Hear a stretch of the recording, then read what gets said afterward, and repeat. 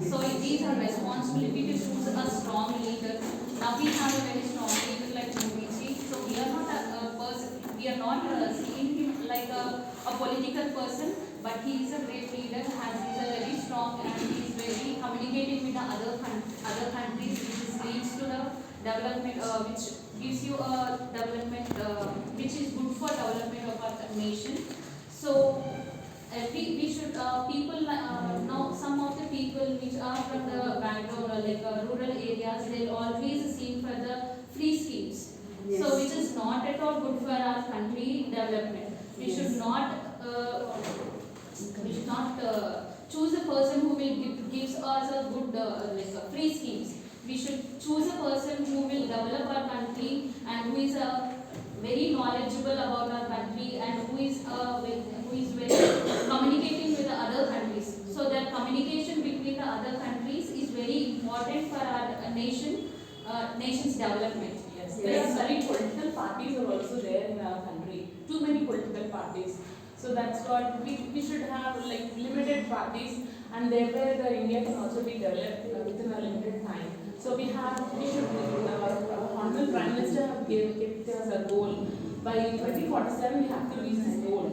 So in order to reach that goal, some of the different we have to concentrate on some of the topics like waste management and economic development and transportation and power parity. Yes, I agree with this one thing. So in order to give the free scheme, so he implemented the national solar system instead of consuming more electricity to coal. So he introduced a solar mission scheme and also the wind mission scheme. So we can choose the renewable energy instead of wasting the coal.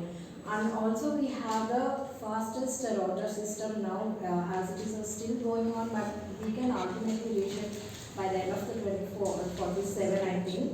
Whereas half of the way we reached, so it will be already a success for us. yes. So I hope there are few schemes that our Prime Minister has introduced were very implementing well in the villages also, where he said that RR is mandatory for everything. So it is a good thing that other persons cannot copy any details of us, and as it will be linked to everything, so our all details will be captured in a digital. So he also mentioned that Make in India and Digital India, so that we won't waste our paper for currency. If we get everything in digital, so we are saving the paper automatically. So yes, we are also saving the environment automatically. Yes, the paperless also will take our India the developed country, and abstaining the use of plastic also. And So yeah, only technological development is not only thing to develop the country, but also we should look into the rural areas, which is very important for the nation, because only maybe 40% or 50% people are living in the cities, but the remaining people are living in rural areas.